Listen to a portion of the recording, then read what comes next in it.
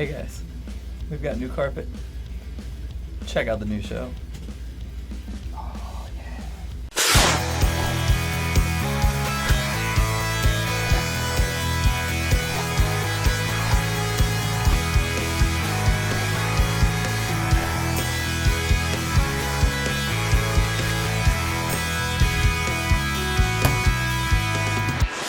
If you enjoyed this episode, please go to the Flat Earth Society and force them to change their theory from a flat Earth to the Tab Show logo.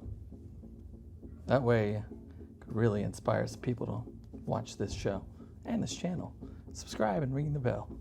Tuesday, October 18th, we got the Graphic Novel Book Club. It's a free event hosted by Austin. 6 p.m. start time. Also on Tuesday, Digimon TCG Exodus, Zoros, something, Encounter pre-release tournament, $25 buy-in. More than likely, you're gonna have to go online to sign up. Starts at 6 p.m., so get here early. Then again, if you sign up, you get here right at 6. Wednesday, October 19th, we got Ladies Game Night with Austin. It's a free event. Starts at 5 p.m., and these are always a lot of fun. Last time we did some EMCP stuff with Jason, but hey man, I don't think that's happening this week. Who knows?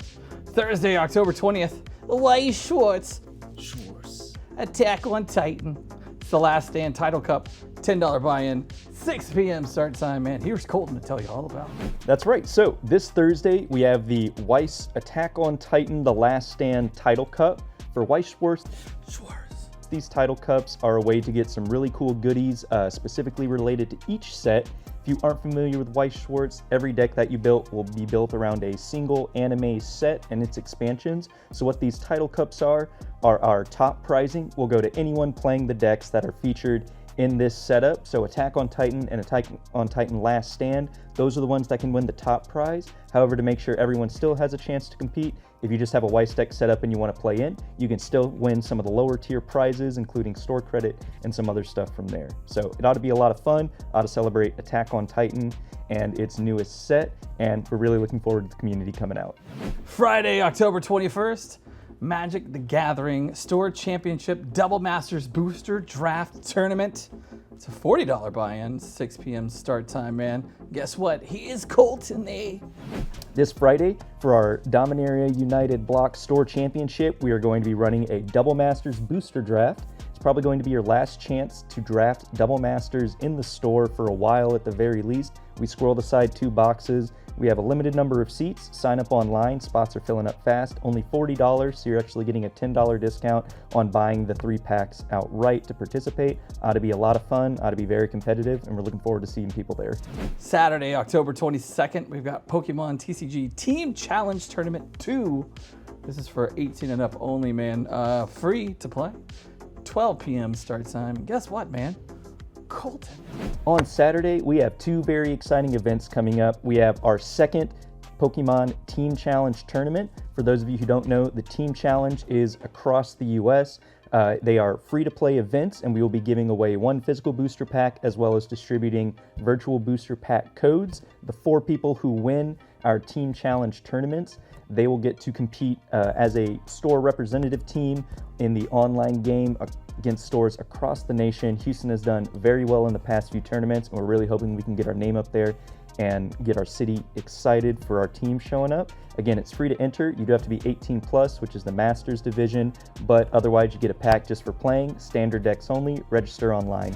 Warhammer 40,000 Horus Hersey Escalation League Kickoff Day. That's good. Well, that's a $35 buy-in. Noon. Jason's not here, but we're gonna have Colton tell you all about this one too. Also on Saturday, we are kicking off our Warhammer 40,000 Horus Heresy Escalation League. How this is going to work is you will need to sign up through Aiden Peterson, either through our Discord or messaging him on Facebook. He is our community member running this event. If you're unfamiliar with Horus Heresy, this is going to be Chaos Space Marines and Space Marines going at it, fighting against each other in big, giant battles. Starting points are going to be 1,000. You need to show up with a 1,000-point army, and every 2 weeks we'll be upgrading that by 500 points until December. We're going to take a nice holiday break and then come back with the really big battles of 2,500, 3,000 points, and the final big narrative event in January. Ought to be a lot of fun, gives you a great excuse to paint a whole lot of really kick-ass Space Marines, and it's going to be great. Join us. Sunday, October 23rd, we got the D&D Adventurers Leagues for the big kids. $5 buy-in. You must sign up online. If you can't sign up online, it's either canceled or more than likely it's full. Get there early, man. 4 p.m. start time. So those are your events for this week. We had the mini paint contest this last weekend, but not enough of you showed up. So it didn't happen. We only had 2 entries, so thank you very much for the 2 who showed up and actually participated. 0 people turned in somebody that looked like me, so no $25 gift card for you. Maybe next year. Maybe. All right, cool, man. Let's go read some brand new comics. Hey man, it's time to fill your stash. Here are the top books I recommend picking up this week before anyone else does. And remember, the words of Jason, we open at 11. Avengers number 61. There's loads of new appearances in this one, so it could be a possible key. Carnage number 7. Carnage is in hell. And Hela was going to mess him up quite a bit, but she sees something in Carnage.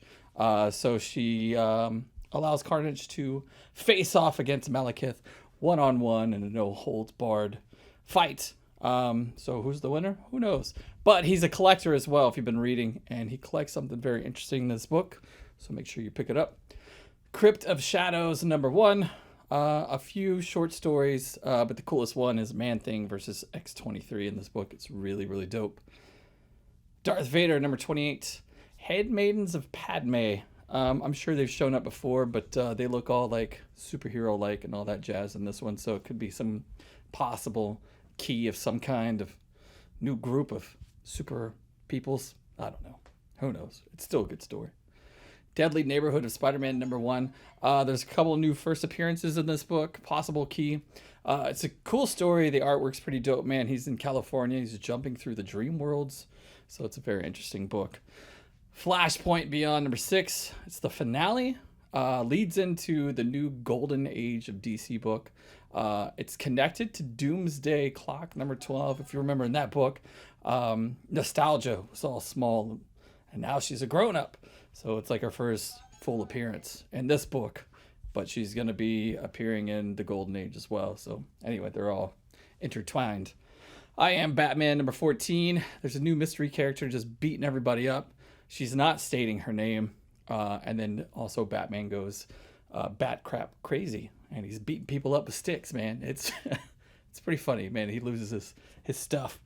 Penguin number 1. This is Batman One Bad Day. Penguin starts at the bottom with 1 gun, 1 bullet. He works his way to the top. Does he do it? Of course he does, man. He's the Penguin. Thor number 28. 2 new character appearances. The God in Black and a new serpent type of character. I won't spoil it for you, but if you've been reading, maybe you kind of put 2 and 2 together. Possible key, really crazy story. And the Red Mirror. Something happens to that as well. World's Finest number 8. Boy Thunder. His story continues, and the Joker gets involved. So you know it can't be good. So those are the books that I recommend picking up this week. Man, check this out, dude. You want to win this ratio comic? Right here. Let us know your favorite Keanu Reeves movie right there in the comments. And why it's your favorite Keanu Reeves movie. This is a ratio 1 to 10. Berserker number 9. The winner will be announced next week. So let's see those comments, man. Ratio. Hi guys, it's Sam from the stadium, and I just want to let you know that we have a couple of things coming on and coming to us. In November, the stadium is having a birthday. November 12th, we are having raffles and all kinds of goodie prizes, as well as breaks and stuff happening that day. And then we also have HGA Day, November 19th and November 20th. So you should come out and hang out and see what all kinds of stuff we're doing for HGA Day.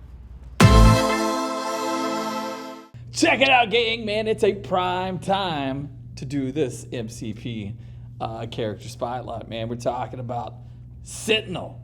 It's a Sentinel Prime, yeah? Sentinel Prime, yes. Yeah, dude. Not his minions, The Boss. The Boss, man. First introduced to Marvel Comics by Stan Lee and Jack Kirby in 1965. X-Men number 14. Highly spotlighted in the X-Men 92 animated series. Seems like they were always facing off with these guys. Super hard to beat, man. They're just powerhouses, repulsor beams. They can make holograms, flight, and you just can't knock these fools over. Giant robots that punch you in the face. Dude, if the X-Men are scared of them, man, you should be too. So they're just beastly, man, and you got to play with them this weekend. Yeah, played with them this past Friday. Right on, man. So we got Sentinel Prime. He is a beast. He's 5 threat, size 5. And he's got 10 health on his healthy side. His defenses are 3 physical, 4 energy, and 4 mystical. He's got a short move on a large base. Makes him a little mobily challenged, but they can still pretty much get around with that big base. They do have some changes on their injured side. The main thing being he has only 8 health on his injured side. One of his superpower changes. We'll get into that when we get into the superpower. His attacks, he's got 2 of them on his healthy side. Plasma Blast. Plasma Blast Mark II. It's range 3, strength 5, 0 power. After the attack is resolved, he gains power equal to damage dealt. But what's cool is when it's chosen, he can decide to pay extra power, up to 3 power. For each point of power he pays extra, he gets an extra attack dice. Oh, right on. So this is a builder attack that he can make strength 8. Yeah. Yeah, so that extra power can almost pay for itself because he gets power for the damage dealt. It's pretty nice. Yeah. Yeah, and then if he's low on power, he can help build that up with his, just doing just a strength 5 attack. All right. Anyways, his second attack is called Suppression Protocols Mark II.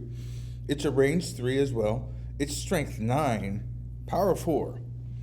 On the wild, though, after the attack is resolved, each wild in the attack roll, the defending character gains one of the following special conditions: Incinerate, Shock, or Slow. So you basically build up with your plasma and then hit him with a suppression protocol to make the rest of the team able to beat down on them. That's kind of, for busting mutants, you know what I'm saying? That's awesome. Yeah. His leadership is called Mutant Hunters. Of course. Affiliation Sentinels. When an enemy character is dazed, after the effect is resolved, choose a number of allied characters up to the dazed character's threat value. So, you have Wolverine, he's dazed, he's 4 threat. So each chosen character gains 1 power. So if you daze Wolverine, you get to throw around 4 power to 4 people on your team. It's pretty nice. A character cannot gain more than 1 power as a result of this leadership ability once per turn. Right on. So, but you can do it all through the rounds. If you daze a character every power. Yeah, pretty cool. That's a hell of a build power. Yeah, it's pretty cool. His superpowers: active superpower, restraint cables. It's 2 power. Choose an enemy character within range 4, which is pretty long. In line of sight, the chosen character is pushed towards this character's short. This superpower can be used once per turn. So they pull them in. Yeah, it's pretty cool. And that also synergizes a bit with Cassandra Nova, who is in their affiliation. Mm-hmm. She has her ability, her psychic distraction ability. When you get within range 3 of her, she gets to roll 4 dice against you and possibly do damage. Right, yeah, so it's like it's pretty nasty. It's got a reactive superpower called Pattern Analysis, costs X power. While this character or allied character within range 4 is attacking or defending, during the modified dice step of the attack, this character can spend up to 3 power to basically re-roll one of those dice for how many power that you spent. Oh, yeah, right on. Yeah. And that's really tasty. Yeah, if you're building up all that power through all of that. Reroll for you, reroll for you. Yeah, it's really good. Innate superpower, Sentinel programming. This character cannot be advanced or pushed by mystical attacks or superpowers. That's not mystical superpowers, that's just superpowers. So anybody who's got superpowers, even friendly people, like Spider-Gwen has her lifesaver ability. Mm-hmm. She can't use that even if she's on their team. That's right. Yeah. Yeah, because they're immune to those push superpowers. Yeah. When defending against mystic attacks, this character counts wild results in the defense roll as 2 successes. So, hey, what's up, Complication? Yeah. Did you come to play with the Sentinels? Because they're here to take you to Pound Town. Yeah. Then we got the Power Matrix. At the end of this character's activation, this is pretty unique. This character gains 2 power.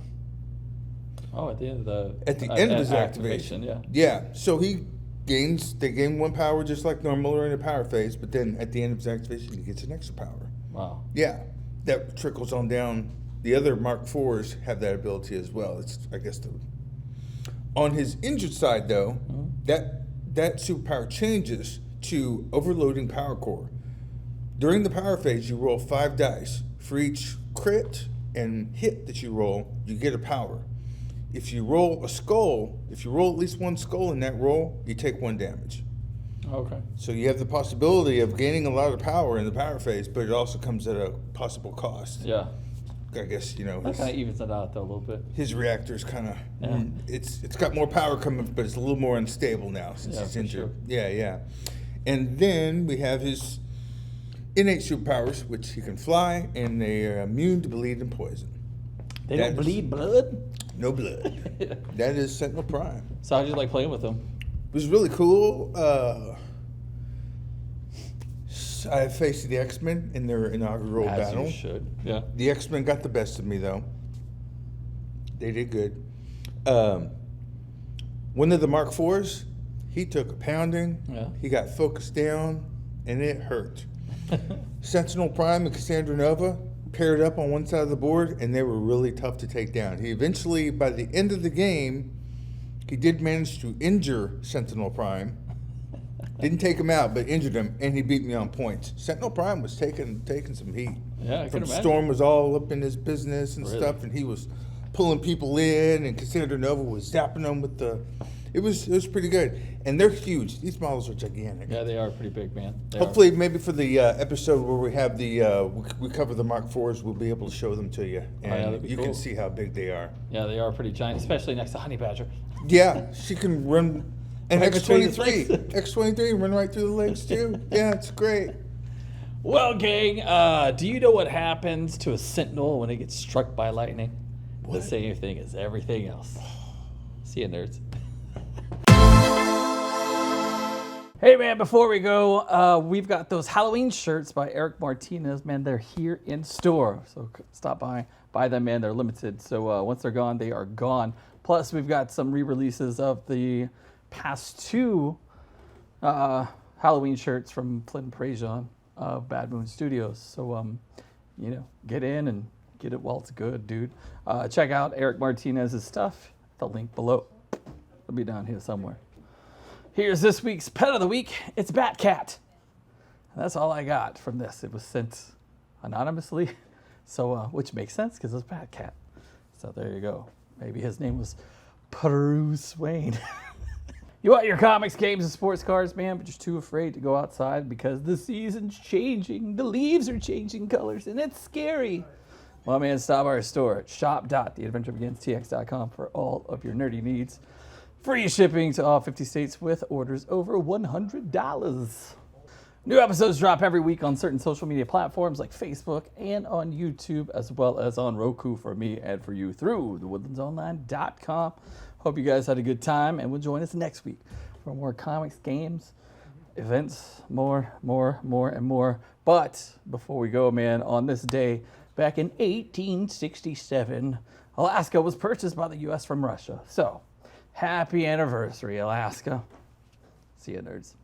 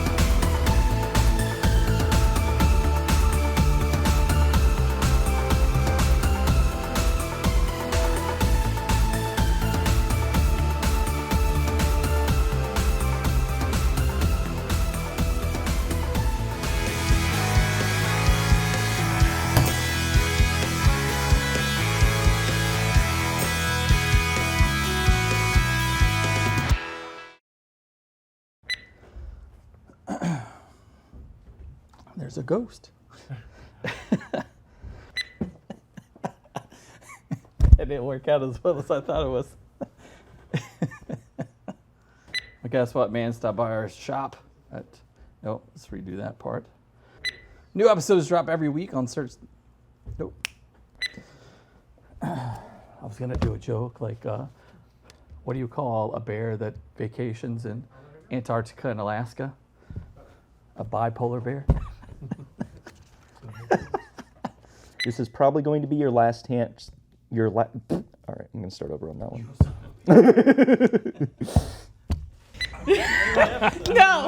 No, we are not. We are not doing this. Jeez. I think that's probably the name of the episode. Listen, for future reference, I hate carpet. Hey, Ma, the meatloaf! And I hate carpet.